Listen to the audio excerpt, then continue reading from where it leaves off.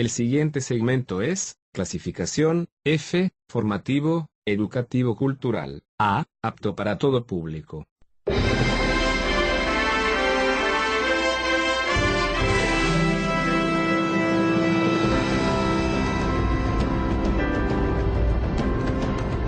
Bienvenidos a Sabiduría para el Corazón. El Dr. Stephen David, pastor de la Iglesia Colonial y presidente del Seminario Teológico Shepherds, nos invita a conocer más de la Palabra de Dios.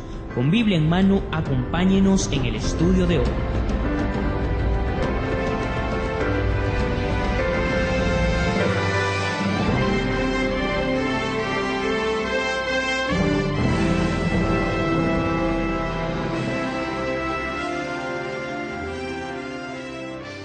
Hoy vamos a detenernos en nuestro estudio en Romanos capítulo 6, versículos 21 al 23. Como introducción, déjeme contarle la historia de Ernest Shackleton. Dejó Inglaterra en el verano de 1914 junto a un grupo de 27 hombres. Ellos zarparon en un barco y planeaban desembarcar en la península antártica y cruzar la Antártida a pie. En enero de 1915, cuando la embarcación se situaba a 100 de millas náuticas de la Tierra, lugar donde planeaban comenzar la exploración a pie, el barco quedó atrapado en el hielo. La masa de hielo en la que el barco encalló comenzó a arrastrarlos cada vez más lejos de la costa. Shackleton y su tripulación terminaron viviendo en el barco por 8 meses. Finalmente, el hielo cedió, quebró la embarcación por la mitad y naufragaron. Ellos vivieron 5 meses en un bloque de hielo, utilizando lo que había quedado del barco y los alimentos que aún quedaban. En total, vivieron 1 año en el hielo, en condiciones inhumanas, mientras flotaban en su propia prisión de hielo.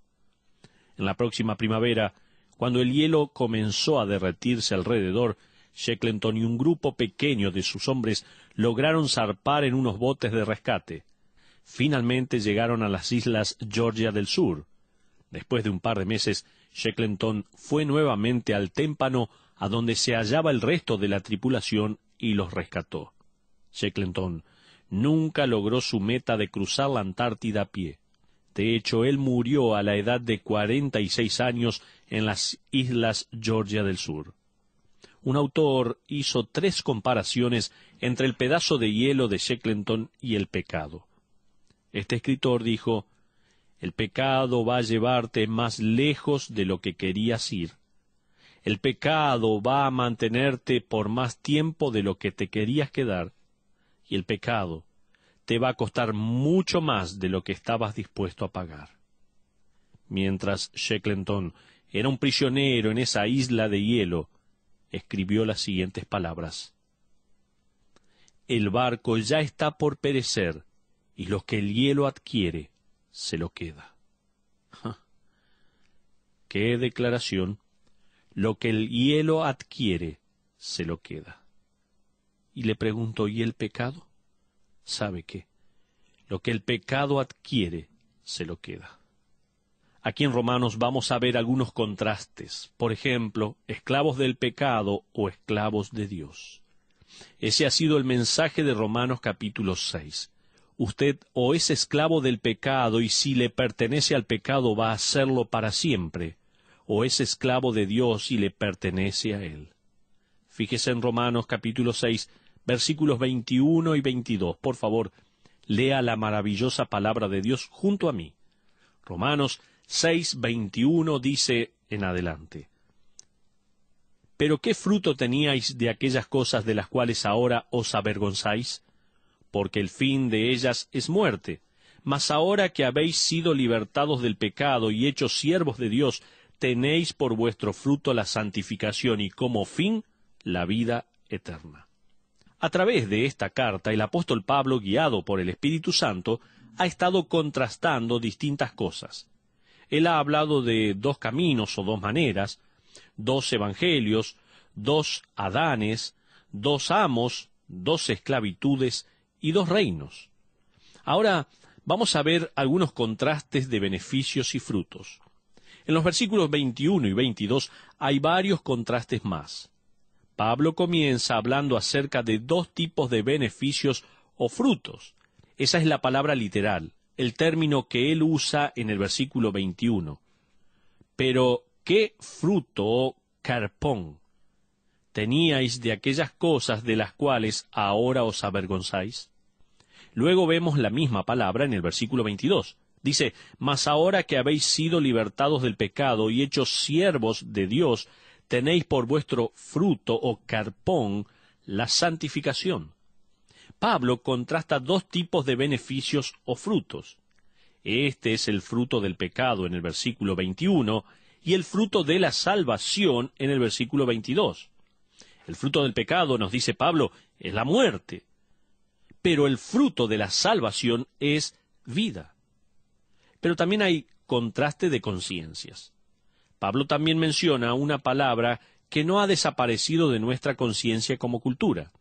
En el versículo 21 encontramos la palabra avergonzarse, donde dice, de aquellas cosas de las cuales ahora os avergonzáis. Una vez más, se trata de un contraste implícito entre la conciencia del mundo, que no se avergüenza de su pecado, y la conciencia del creyente verdadero, que se avergüenza de su pecado. Una de las mayores evidencias de la verdadera conversión es que la persona deja de admirar el pecado y pasa a avergonzarse de él. Romanos capítulo 1 revela la degradación de una sociedad pervertida. Termina con la característica de una cultura sumergida completamente en el pecado.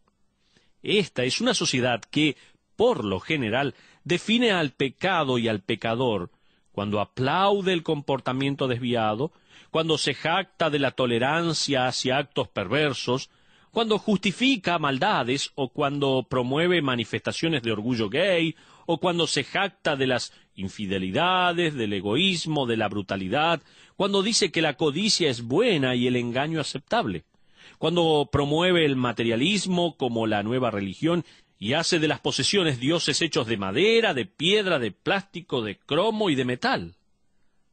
Pablo hace un resumen de una sociedad que es esclava del reino del pecado al describir allí en Romanos 1, versículo 32, donde dice, quienes habiendo entendido el juicio de Dios, que los que practican tales cosas son dignos de muerte, no sólo las hacen, sino que también se complacen con los que las practican. El mundo sabe que es culpable. Y Pablo hace referencia al conocimiento intuitivo que Dios da de lo bueno y de lo malo. Sin embargo, los esclavos no pueden admitir que no son libres, no sea que la culpabilidad penetre su armadura de incredulidad. Su culpa no puede hacer que doblen sus rodillas ante Dios el Creador. Pablo escribió a los filipenses que el incrédulo se gloría de sus obras vergonzosas, en el capítulo 3, versículo 19, donde leemos así, el fin de los cuales será perdición, cuyo Dios es el vientre y cuya gloria es su vergüenza, que sólo piensan en lo terrenal. Aún así, cuán trágico es el paso frenético del pecado que no satisface, mientras la gente se presta a pecar más y más, lo cual solo produce más y más culpa. Una actriz salió en los periódicos a causa de su relación homosexual con otra actriz. Sin embargo, luego de un tiempo ella dejó a esa mujer y se casó con un hombre. La misma actriz le dijo a un periodista no hace mucho tiempo que había sido abusada por su tío desde niña. Ella dijo, hice muchas cosas en mi vida para alejarme de lo que me sucedió. Fumé, bebí, probé drogas, la promiscuidad, hice todo lo que pude para intentar quitar la vergüenza en mi vida. Mientras esa actriz huía de la culpa y la vergüenza, solo acumulaba más vergüenza. Sus amigos, los medios y el resto de la cultura y los tabloides decían, todo lo que estás haciendo está bien. Es aceptable, maravilloso, sofisticado y progresivo, excelente. Pero acumulaba vergüenza. El profeta Jeremías escribió a su cultura como a una sociedad que había perdido la habilidad de sonrojarse. Eso está en Jeremías 8:12. Si después quiere, lo puede buscar. La sociedad ya no se sonroja por sus iniquidades. La palabra de Dios nunca nos dice que huyamos de la vergüenza. Dice que debemos aceptar nuestra vergüenza, aceptar el hecho de que uno es verdaderamente culpable y traer su culpa y vergüenza a la cruz de Cristo, lo cual magnifica la gracia de Dios. Uno tiene que orar como lo hizo Esdras, quien experimentó el avivamiento y escribió en el capítulo 9, versículos 6 y 8. Escribió así: Dios mío, confuso y avergonzado estoy para levantar, oh Dios mío, mi rostro a ti. Porque nuestras iniquidades se han multiplicado sobre nuestra cabeza, y nuestros delitos han crecido hasta el cielo, y ahora, por un breve momento, ha habido misericordia de parte de Jehová nuestro Dios, para hacer que nos quedase un remanente libre, y para darnos un lugar seguro en su santuario, a fin de alumbrar nuestro Dios nuestros ojos, y darnos un poco de vida en nuestra servidumbre. Amigos, más allá de lo que el mundo les diga que tienen que huir, escapar o intentar cubrir o ignorar, nunca subestimen el poder piadoso de la vergüenza. Pablo dice que la vergüenza por el pecado es un fruto de la verdadera salvación. Padres, al criar a sus hijos, parte de la instrucción debe incluir la verdadera vergüenza. Uno les tiene que decir: te tendría que dar vergüenza. Enséñele a sus hijos el valor de la vergüenza piadosa. Me viene a la mente una historia de Lloyd Stephen. La historia es la de la época del rey Federico II, un monarca del siglo XVIII en Prusia que estaba visitando una penitenciaría en Berlín. Los reclusos intentaron probarle que habían sido encarcelados injustamente. Todos, excepto uno, que estaba sentado en silencio en un rincón, mientras los demás protestaban por su inocencia. Al verlo sentado allí, ajeno a toda la conmoción, el rey le preguntó por qué motivo estaba preso. Él respondió: por robo a mano armada, Su Majestad. ¿Fue hallado culpable?, le preguntó el rey. Sí, señor, le respondió. Yo merezco el castigo. El rey luego fue a los guardias y les dio la orden que dejaran a este preso en libertad, diciendo: dejen libre a este hombre. No quiero que esté aquí en la cárcel corrompiendo a todos estos hombres inocentes. De la misma manera, el que admite su culpa y vergüenza descubre la gracia de Dios y es liberado de la cárcel del pecado. Pero ahora, también está el contraste del día del pago. El apóstol Pablo llega al clímax de sus contrastes con una declaración final. Fíjese por favor conmigo en el versículo 23. Porque la paga del pecado es muerte, mas la dádiva de Dios es vida eterna en Cristo Jesús, Señor nuestro. 20 palabras en la traducción castellana, 19 en el griego. Esta frase ha sido memorizada por miles de niños en la escuela dominical. Ha sido un versículo clave en tratados y folletos evangelísticos por siglos. Charles Spurgeon dijo que este versículo es la sentencia dorada de la verdad, digna de ser escrita a lo largo del firmamento. Yo estoy de acuerdo. Este versículo resume todo el Evangelio de los primeros 6 capítulos de Romanos. Fíjese los contrastes que incluye: la paga versus la dádiva de Dios, el pecado versus Dios, la muerte versus la vida. Pero esta gran declaración comienza con las malas noticias. Jonathan Edwards tenía razón cuando dijo que el Evangelio debe ser entregado como malas noticias antes que puedan ser dadas las buenas noticias. La paga del pecado es muerte. El pecador que no ha sido perdonado un día recibirá su pago. De hecho, la idea de este versículo es que los no redimidos cobran cada día de sus vidas y luego al final de sus vidas recibirán la cuantiosa cantidad. Esa idea la saco de la palabra griega para pago. Se trata de la palabra opsonion, que se refiere a la ración diaria de comida que se le daba a un soldado romano.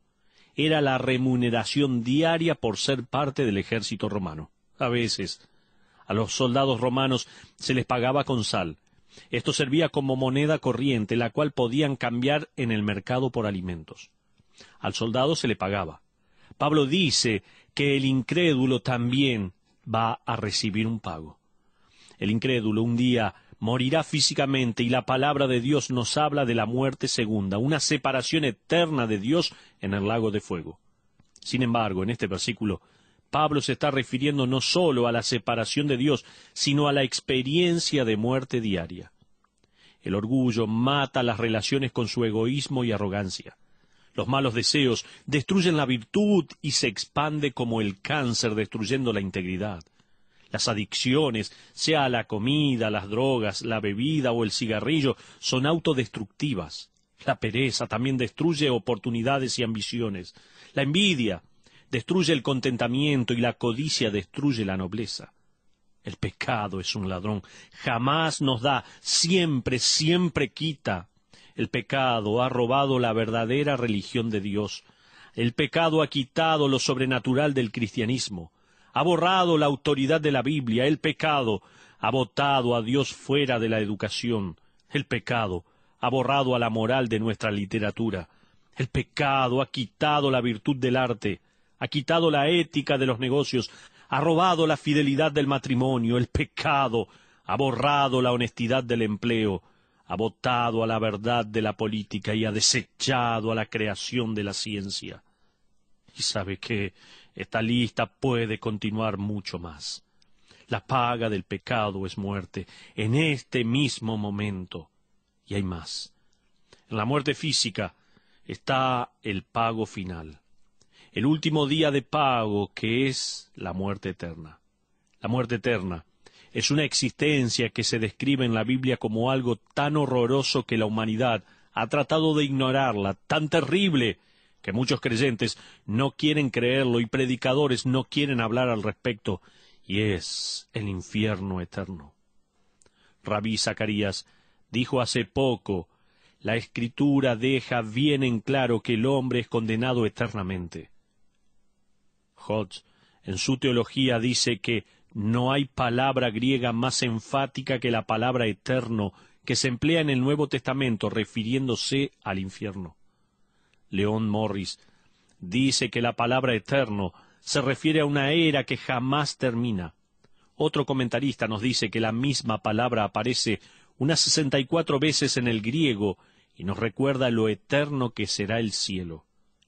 El infierno es un estado de separación del Dios eterno, físico, real y para siempre, de la misma manera que el cielo es un lugar de reunión con el Dios que es real, físico y para siempre.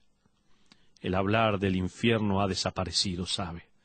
El infierno, como un hogar futuro, ha pasado a ser una experiencia incómoda en la tierra, una cosa de la imaginación. Sin embargo, la Biblia dice que es real. Fíjese en la descripción del infierno que encontramos en Apocalipsis 20, versículos 11 al 15. Voy a leer este pasaje.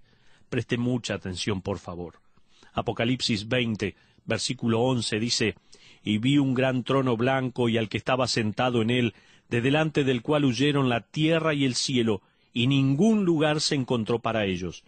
Y vi a los muertos, grandes y pequeños, de pie ante Dios, y los libros fueron abiertos, y otro libro fue abierto, el cual es el libro de la vida.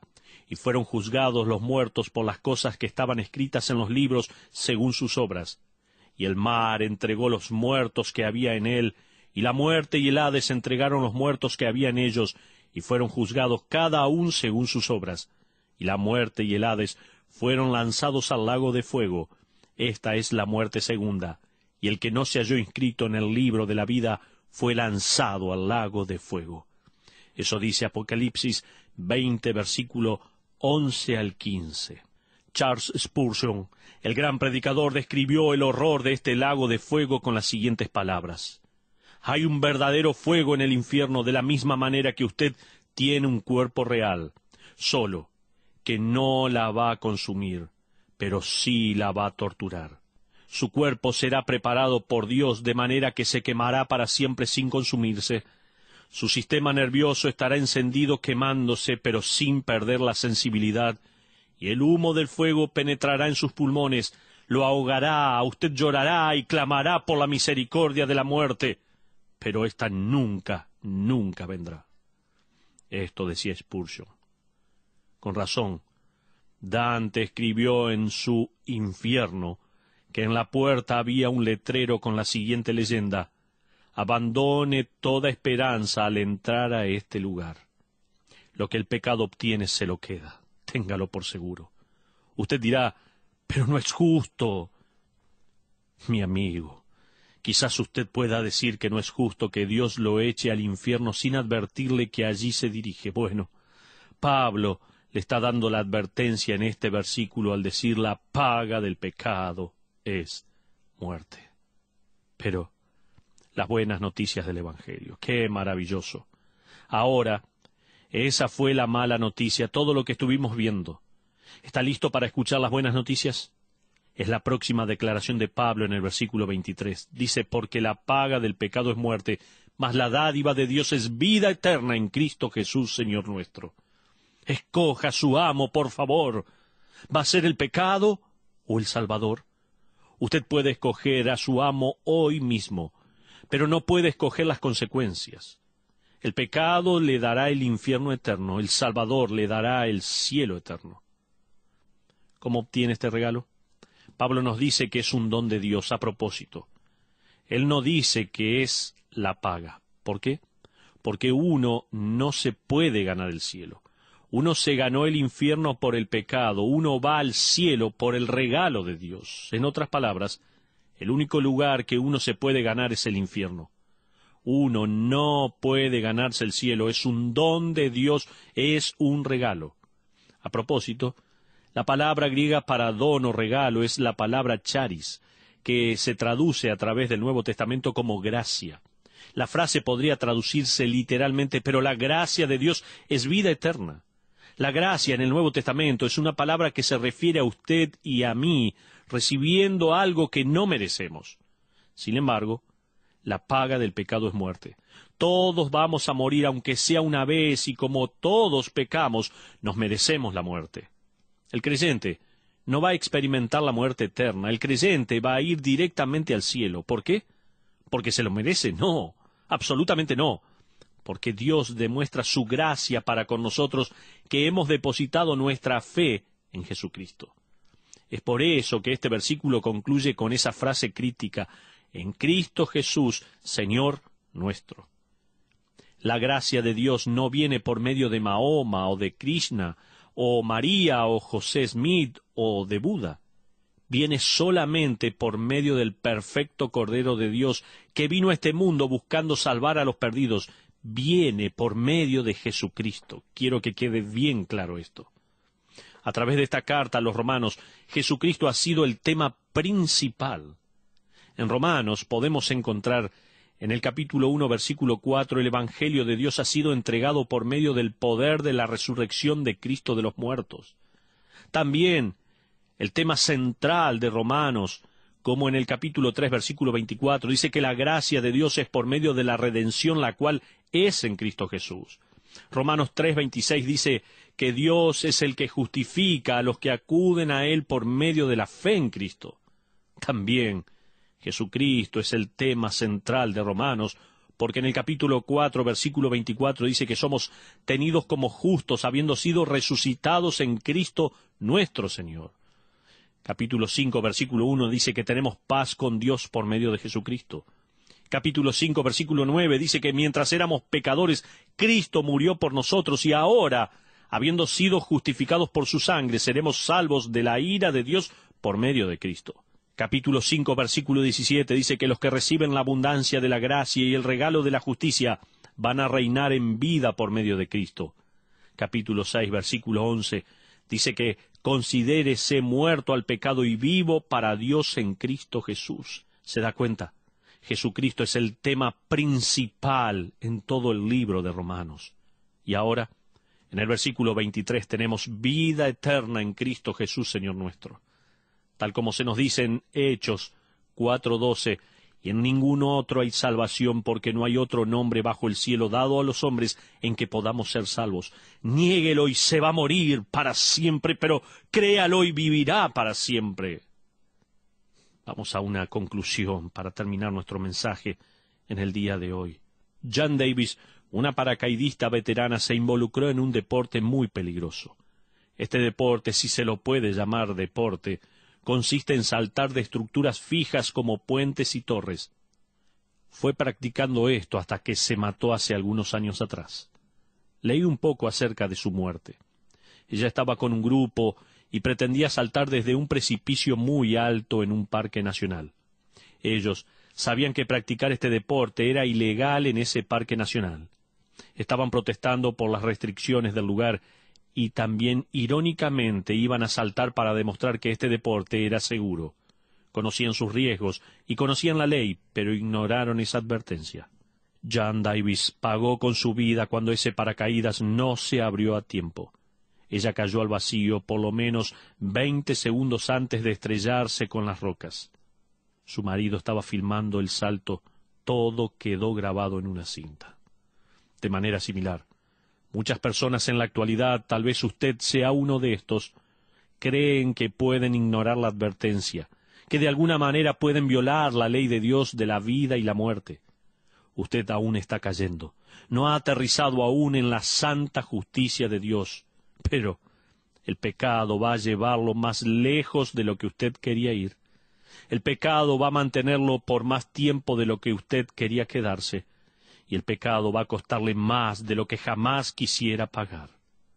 Pero sabe, aún hay tiempo para experimentar la charis, la gracia de Dios, este don, este regalo de la vida eterna. El carcelero de Filipos le preguntó al apóstol Pablo, tal como leemos en Hechos 16:30, ¿qué debo hacer para ser salvo? Pablo le respondió en el versículo 31, cree en el Señor Jesucristo. ¿Sabe qué? La respuesta no ha cambiado. Varios años después, antes que Pablo fuera al cielo, escribió la respuesta de la siguiente manera: porque la paga del pecado es muerte, mas la dádiva de Dios es vida eterna en Cristo Jesús, Señor nuestro. ¿Sabe? Ignórelo, rechácelo, no crea en él, y enfrentará el infierno eterno. Pero acéptelo, recíbalo, crea en él, y enfrentará el cielo eterno. Crea en él hoy, mi amigo, y cuando llegue el día de pago no experimentará el pago final por superado, sino que experimentará la realidad celestial de la gracia, y vivirá para siempre en ese reino de nuestro Salvador, habiendo sido liberado eternamente del reino del pecado. Muchas gracias por acompañarnos en el estudio de hoy. BBN y el pastor Stephen David lo invitamos a nuestra próxima audición, donde encontraremos más sabiduría para el corazón. Esta fue una producción de BBN.